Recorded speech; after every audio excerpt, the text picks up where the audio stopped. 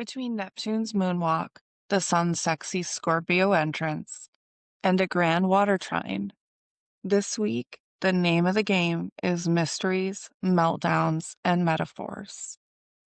Your weekly astro forecast is back to talk about October 22nd to the 28th, brought to you by Asteri Sophia Kairos, the Ask Astrology Collective. I'm Shauna. I go by Smart Astro on the socials. I'm solo again this week, but should have some company for the last week of October. In the meantime, are you ready for some astrological softcore revelations? This week's astrology feels like Waterworld, but make it therapy. Neptune slides back into Pisces, and the sun dives into Scorpio on the 22nd. The sun will then square Pluto on the 24th, while Mercury moves into trine with Jupiter. Immediately following on the 25th, Mercury will trine Saturn as well. This forms that grand water trine. So yes, you might cry, but you'll understand why.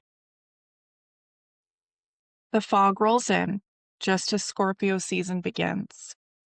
But first, Neptune is back in Pisces, leaving the vibes dreamlike and the reality debatable.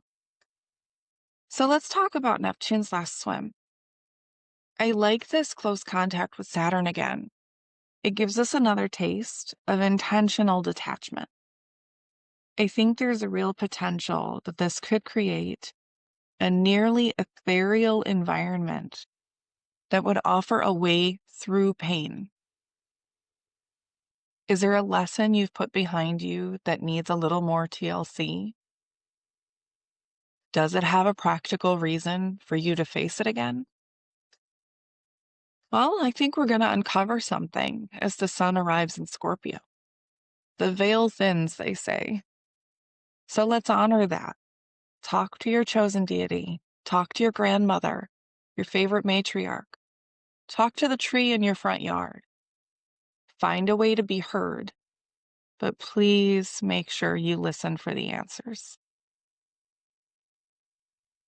When the sun squares Pluto, we get a little emotional detox. Themes of individualism, self-expression, those kinds of things come to the front. With Sun, we look at ego, vitality. With Pluto, well, Pluto sees to it that renewal takes place, even when we don't feel ready. The possibility of a power check, We need truth. We need depth. We crave honesty. The tension beneath the surface becomes palpable. Suddenly, something's gotta give.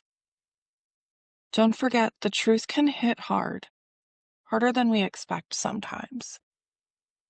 Don't pull away. Fight the instinct to avoid. Because a little relief can be found in this big picture of Mercury trining Jupiter. Somehow, we catch a moment to make sense of it all. This could be your chance to open the release valve. Now that you can see a few steps ahead of you. A grand water trine means it's feelings o'clock again. But this time, wisdom in those waves. So what did you learn from all the trauma? Mercury and Jupiter are reminding us that sometimes we just need good storytelling. But for real, the planets that aren't in water are in air. It'll be a little tough to tell the thoughts from the feelings. That's okay. That's fine. Set the scene. Tell some intense, raging, and cathartic stories. Find connection. Use deep conversations that turn the emotional chaos into a bit of contentment. There is no better time than after a Pluto purge for flow, release, and feel. This week only has a few transits, but a lot of emotional action. Take care, treat yourself well, treat others well, and we'll see you next Wednesday.